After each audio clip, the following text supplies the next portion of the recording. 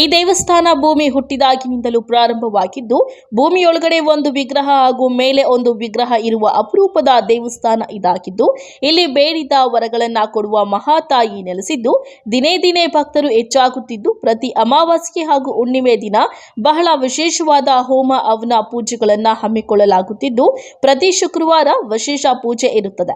ಹಾಗಾದರೆ ಈ ದೇವಸ್ಥಾನ ಯಾವುದು, ಅದು ಎಲ್ಲಿ ಅಂತೀರಾ? ಈ ಸ್ಟೋರಿ ಒಮ್ಮೆ ನೋಡಿ. ಹೌದು, ಹೀಗೆ ಹುಲಿಯ ಮೇಲೆ ಕುಳಿತು ಭದ್ರಕಾಳಿಯಂತೆ ಕಾಣಿಸುತ್ತಿರುವ ದೇವಿ ಒಂದು ಕಡೆಯಾದರೆ, ಮತ್ತೊಂದು ಕಡೆ ಮುಗಿಲೆತ್ತರಕ್ಕೆ ಕಾಣುತ್ತಿರುವ ಮುನೇಶ್ವರ ಸ್ವಾಮಿ, ನಾಗರ ಹೆಡೆಯಲ್ಲಿ ಕುಳಿತಿರುವ ಕಾಳಿಕಾದೇವಿ ಹಾಗೂ ಹೋಮ ಹವನ ಹಾಗೂ ವಿಶೇಷ ಪೂಜೆಯಲ್ಲಿ ಪಾಲ್ಗೊಂಡಿರುವ ಭಕ್ತರು.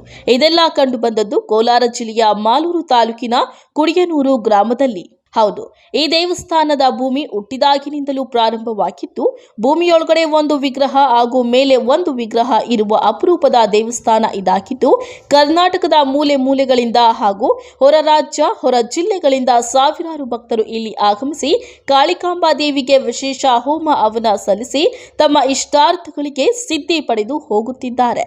ಇನ್ನು ಇಲ್ಲಿ ಬಂದ ಮಹಿಳೆಯರು ಈ ದೇವಸ್ಥಾನದ ಕುರಿತು ಹೇಳಿದ್ದೇನು ಗೊತ್ತಾ? ಸುಮಾರು 35 ವರ್ಷದಿಂದ ಇಲ್ಲಿ ನಾವು ಬರ್ತಾ ಇದ್ದೀರಿ. ಆವಾಗ ಚಿಕ್ಕದಾಗಿತ್ತು ದೇವಸ್ಥಾನ, ಇವಾಗ ಚೆನ್ನಾಗಿ ಇಂಪ್ರೂವ್ಮೆಂಟ್ ಮಾಡಿದ್ದಾರೆ. ಅಮ್ಮನ ಮೇಲೆ ನಂಬಿಕೆ ಇಟ್ಟು ಚೆನ್ನಾಗಿ ಪೂಜೆಗಳೆಲ್ಲ ನಡೀತಾ ಐತೆ. ಇವಾಗ ಇನ್ನು ಹೋಮಗಳು, ಪ್ರತಿಂಗಣಿ ಹೋಮ ಎಲ್ಲ ಮಾಡ್ತಾ ಇದ್ದಾರೆ.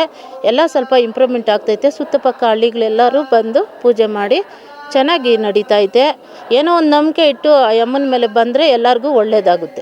ಕುಡಿಯನೂರು ಕಾಳಿಕಾಂಬಾ ದೇವಸ್ಥಾನ ಇದೆ, ತುಂಬ ಭಕ್ತಿ ಇದೆ. ನಾವು ಯಾವಾಗಲೂ ವಾರ ಬರ್ತೀರಿ, ಹೋಮದಲ್ಲಿ ಭಾಗಿಯಾಗ್ತೀರಿ. ತುಂಬ ನಮಗೆ ಕಷ್ಟ ಎಲ್ಲ ಪರಿಹಾರ ಆಗಿದೆ, ತುಂಬ ಅನುಕೂಲ ಆಗಿದೆ. ಮನೆಯಲ್ಲಿ ಸಮಸ್ಯೆಗಳೆಲ್ಲ ಪರಿಹಾರ ಆಗಿದೆ. ಸತ್ಯ ಇದೆ ಇಲ್ಲಿ ದೇವರಲ್ಲಿ, ಎಲ್ಲರೂ ಬಂದು ಭಾಗವಹಿಸಬೇಕಂತ ಕೇಳ್ಕೊತೀನಿ. ನಾವು ಕುಡಿಯನೂರು, ಇಲ್ಲಿ ಕಾಳಿಕಾಂಬಾ ದೇವಸ್ಥಾನ ಸುಮಾರು 20 ವರ್ಷ ಇಲ್ಲಿ ಮದುವೆಯಾಗಿ ನಾನು ಬಂದಾಗಿಂದ ಇಲ್ಲೇ ಇದ್ದೀರಿ. ಆದರೆ ನಮ್ಗೆ ಪ್ರತಿಯೊಂದು ಸಮಸ್ಯೆನೂ ದೇವ್ರ ಹತ್ರ ಬಂದು ಎಷ್ಟು ಬೇಡ್ಕೊಂಡಷ್ಟು ನಮ್ಗೆ ಪರಿಹಾರ ಆಗ್ತಾಯಿದೆ. ನಮ್ಮ ಮಗು ಬೇರೆ ಹಾಸ್ಪಿಟ್ಲಲ್ಲಿ ಇತ್ತು, ಅದು ಅಷ್ಟೇ. ಪ್ರತಿಯೊಂದಕ್ಕೂ ನಾವು ದೇವ್ರಿಗೆ ಎಷ್ಟು ಭಕ್ತಿಯಿಂದ ಪೂಜೆ ಮಾಡ್ತಾಯಿದ್ದೀರೋ ಅಷ್ಟು ಒಳ್ಳೆಯದಾಗಿದೆ. ಪ್ರತಿಯೊಂದು ಕಷ್ಟ ಆಗಲಿ, ಏನೇ ಆಗಲಿ, ಪ್ರತಿಯೊಂದು ಸಮಸ್ಯೆ, ಒಂದು ಹೆಣ್ಮಗು ಮದುವೆ ಆಗಲಿ, ಒಂದು ಮಕ್ಕಳು, ಪ್ರತಿಯೊಂದ್ರ ಬಗ್ಗೆನೂ ಇಲ್ಲಿ ತುಂಬ ಅನುಕೂಲ ಆಗ್ತಾಯಿದೆ. ದೇವರಿಂದ ತುಂಬ ಸತ್ಯ ಇದೆ. ಅದಕ್ಕೋಸ್ಕರ ನಾವು ಪ್ರತಿ ವಾರ ಖಂಡಿತವಾಗಿ ಬಂದೇ ಬರ್ತೀವಿ ದೇವಸ್ಥಾನಕ್ಕೆ. ನಮ್ಮ ಕಷ್ಟ ಎಲ್ಲ ಪರಿಹಾರ ಆಗಿದೆ. ನಾವೊಂದು 5-6 ವರ್ಷದಿಂದ ಬರ್ತಾಯಿದ್ದೀವಿ ಸರ್. ಇಲ್ಲಿ ಎಲ್ಲ ದೇವ್ರ ಮೇಲೆ ಭಾರ ಹಾಕಿ ಹರಕೆ ಹೊತ್ಕೊಂಡು ಅವರು ಭಕ್ತಾದಿಗಳು ಮಾಡಿಕೊಂಡು ಅವ್ರಿಗೆ ಒಳ್ಳೇದು ಮಾಡಿದ್ದಕ್ಕೆ ಇವಾಗೆಲ್ಲ ಜಾಸ್ತಿ ಹೋಮಗಳು ಅದು ಇದು ನಡೀತಾ ಇದೆ ಸರ್. ನಾವು ಮನೆ ಕಟ್ಟಬೇಕಾಗಿತ್ತು, ಬಂದು ಹರಕೆ ಮಾಡ್ಕೊಂಡಿದ್ವಿ. ನಾವು ಮನೆ ಕಟ್ಟಿದ್ರಿ, ನಮಗೂ ಒಳ್ಳೇದಾಗಿದೆ ಸರ್. ಇನ್ನು ಈ ದೇವಸ್ಥಾನ ಒಂದು ಸಣ್ಣ ಗುಡಿಯಾಗಿದ್ದು, ಇಲ್ಲಿನ ಪವಾಡ ಹಾಗೂ ಭಕ್ತರ ಹರಕೆಗಳು ಈಡೇರಿದ ಹಿನ್ನೆಲೆ ಭಕ್ತರು ಹಾಗೂ ಗ್ರಾಮಸ್ಥರ ಸಹಾಯದಿಂದ ಬೃಹದಾಕಾರವಾದ ದೇವಸ್ಥಾನವಾಗಿ ಮಾರ್ಪಟ್ಟಿದ್ದು, ಈಗ ವಿಶೇಷವಾಗಿ ಪ್ರತ್ಯಂಗಿರ ಹೋಮ ನಡೆಯುತ್ತಿದ್ದು, ಸಾವಿರಾರು ಭಕ್ತರು ಇಲ್ಲಿ ಭೇಟಿ ನೀಡಿ ದೇವಿಯ ದರ್ಶನ ಪಡೆದು ತಮ್ಮ ಇಷ್ಟಾರ್ಥಗಳನ್ನು ಸಿದ್ಧಿ ಪಡೆಯುತ್ತಿದ್ದಾರೆ. ಒಂದು ಚಿಕ್ಕ ದೇವಸ್ಥಾನದಲ್ಲಿ ಇಲ್ಲಿನ ಒಂದು ಶಕ್ತಿನೇ ಅದೇ. ಇಷ್ಟೊಂದು ಬೃಹದಾಕಾರವಾದ ದೇವಸ್ಥಾನ ಆಗಿದೆ ಅಂತಂದರೆ ತಪ್ಪಾಗಲಾರ್ದು. ಕಾರಣ ಇಷ್ಟೇ, ಭಾಳ ಚಿಕ್ಕ ಗುಡಿ ಇತ್ತು. ಆ ಗುಡಿ ಭಕ್ತಾದಿಗಳ ಸಹಕಾರ ಮತ್ತು ಗ್ರಾಮಸ್ಥರ ಸಹಕಾರ, ಇಲ್ಲಿನ ಭೂಮಾಲೀಕರ ಸಹಕಾರದಿಂದ ಈ ಒಂದು ದೇವಾಲಯಕ್ಕೆ ಭಕ್ತರು ಬಂದು ಅವರ ಬೇಡಿಕೆಗಳನ್ನು ಈಡೇರಿಸಿದಾಗ ಈ ಸಣ್ಣ ಗುಡಿ ಇಷ್ಟೊಂದು ಬೃಹದಾಕಾರವಾಗಿ ಮೆಡೆಯಲು ಆ ತಾಯಿಯ ಆಶೀರ್ವಾದ, ಕೃಪಾ ಕಟಾಕ್ಷ ಇದೆ ಅಂತಂದರೆ ತಪ್ಪಾಗಲಾರ್ದು.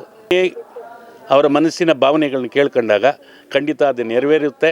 ಅದು ಅದರಲ್ಲಿ ನಾನು ಒಬ್ಬ ಅಂತ ಹೇಳ್ಬಿಟ್ಟು ಈ ಮುಖಾಂತರ ತಿಳಿಸ್ತಾ ಇದ್ದೀನಿ ಸರ್.